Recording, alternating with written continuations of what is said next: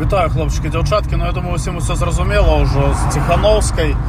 А кому не зрозуміло, те нехай її лічить своїй президентині у Летові. У її був шанець проявити себе як політика, просто приїхати на початок повномасштабки сюди і вирішувати питання тих хлопців, які вирішують питання існування білоруської нації як такової. Тому що змагаються з окупантом у гарячій фазі, витрачають своє життя і здоров'я на це. І вона могла напрямую допомагати нам, просто з'являючися нашим представником тут. Просто нікого не запитує, приїхати сюди і праз уряд це питання було б вельми легко вирішувати.